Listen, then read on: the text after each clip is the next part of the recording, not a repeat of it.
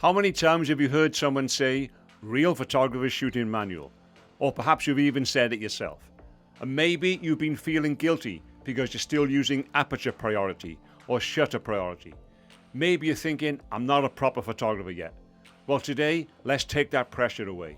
Because after 35 years behind the camera, it might surprise you to notice that sometimes I don't shoot in manual. And there's a very good reason why.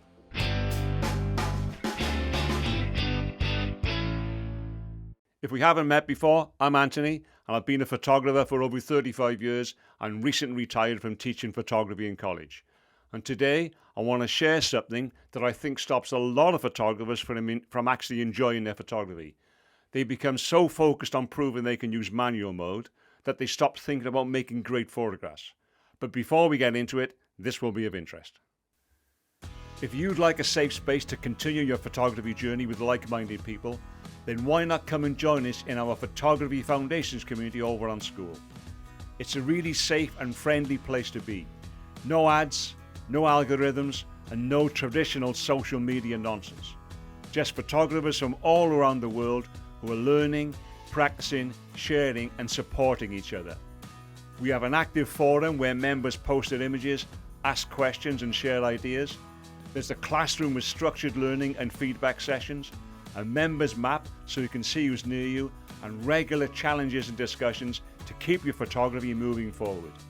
So if that sounds like your sort of thing, the link is in the description, or you can use the QR code on the screen, and we'd love to see you there.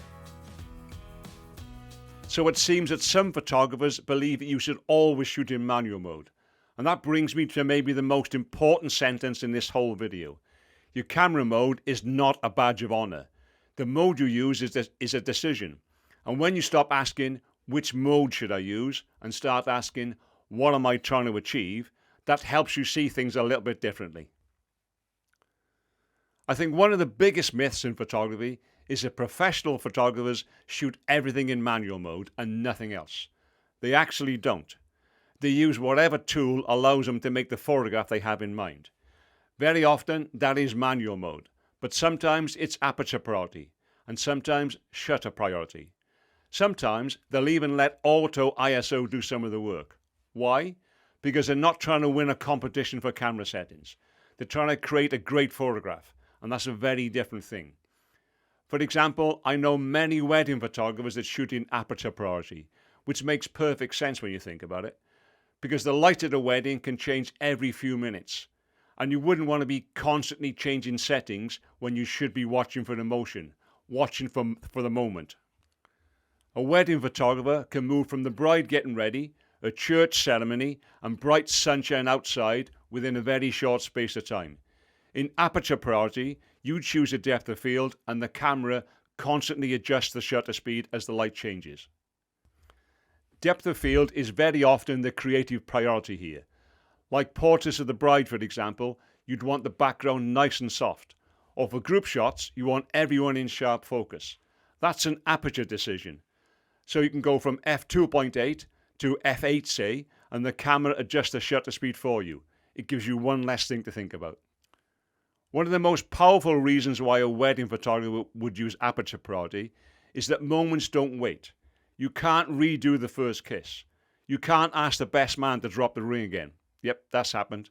And you can't ask the flower girl to walk back down the aisle. You get one chance. Wedding photographers are not paid to prove they can use manual mode. They're being paid to produce the photos. And if the camera can save a few seconds adjusting settings, that's not cheating, that's good photography. Oh, and I think we would class wedding photographers as professionals. When you pick up your camera, don't ask which mode should I use. Ask yourself, what's the most important in this picture? That question helps you decide which is the best mode to use in any given situation. Is it the depth of field? Do you want a beautifully blurred background? Or do you need everything sharp from front to back? If that's your creative decision, Aperture Priority makes perfect sense. You choose the aperture, the camera looks after the shutter speed, and then you can concentrate on the thing that really matters, getting the photograph. So make the creative decision first, choose the camera mode second. Does that make sense?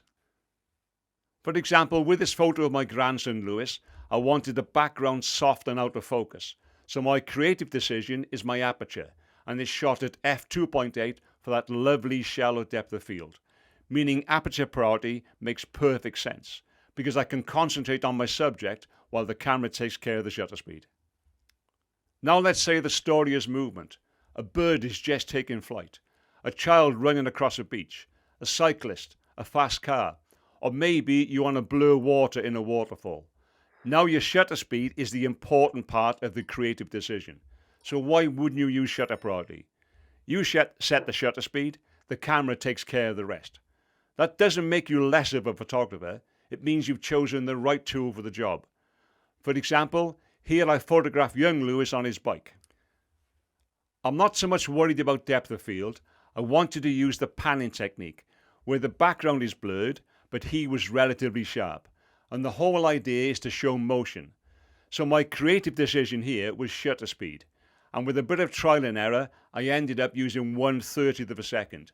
So here, shutter priority was the perfect choice, because I could have alternatively chosen to use a fast shutter speed like 1/1000th of a second to completely freeze motion. And I haven't changed modes because I've become a better photographer. I've changed modes because I'm making a different kind of photograph. Okay, so don't get me wrong, I absolutely love manual mode. In fact, I probably use it 90% of the time. It's my first choice in the studio, using flash, product photography, landscapes where the scene isn't changing, and especially for panoramas, because consistency is everything. Once I've got the exposure exactly where I want it, I don't want the camera making any decisions for me. So every frame looks the same, and that's the beauty of manual mode. So this isn't a video telling you not to use manual, it's a video about understanding when manual is the best choice and when something else might be a better option. For example, taking headshots in this studio situation using a strobe light, I want to control the environment and not let the ambient light have any effect on the image at all, only the light coming from the strobe. I want the light in every frame to be identical, so manual mode is definitely the choice here. I can set my aperture, my shutter speed and the ISO, and I know every photograph will match. And my go-to settings here are 1/125th of a second at f8, ISO 100. And I'm in complete control. Also, having the settings dialed in allows me to concentrate on my subject and get in the best possible shot. So which mode is best? Well, all of them, when they're used for the right reason. So imagine this, you're walking through a city. The light is changing, clouds are moving, people are walking in and out of shade. Then you see a great shot worth taking, but you're still adjusting aperture, shutter speed, ISO, checking the meter, looking down at the camera. And before you know it, the moment's gone. You missed it. Meanwhile, another photographer using aperture priority mode has already taken the photograph, because they were watching the scene and not the camera. That's the big difference. I think this is where some photographers get a bit stuck maybe. They use manual mode all the time, not because it's maybe the best tool, but because they think it makes them look more experienced, more professional. But here's the thing, your camera doesn't care. The person looking at your photograph doesn't care. A judge doesn't care. They're not asking, was this taken in manual mode? They don't care. They're just asking, is this a great photograph? And that's the only question that really matters. So let's quickly bring all this together. If depth of field is your creative decision, aperture priority is often the right choice. If movement is your creative decision, shutter priority can make perfect sense. If you need complete consistency, manual mode is the best option and the one I would always use. None of these modes are better than the other. Think of them as different tools for different jobs. So make the creative decision first and then choose the camera mode second. Does that make sense? So there's one thing I hope you take away from today's video, it's this. Stop thinking of camera modes as levels of experience or levels of expertise. They're not. They're basically creative tools. The best photographers are not the ones who stubbornly use one mode. They're the ones who know why they've chosen it. So the next time you pick up your camera, don't ask yourself which mode should I use. Instead ask, what am I trying to achieve here? Because when you answer that question first, the right camera mode usually becomes pretty obvious. So what camera mode do you use most often? And more importantly, why? Let me know in the comments. I read and respond to everyone. So if you got something from this, give it a like, subscribe if you haven't already. It really does help the channel. Don't forget to check out our Photography Foundations community, link in the description, or there's a QR code on the screen. As always, thanks so much for watching, take care, and I'll see you in the next one.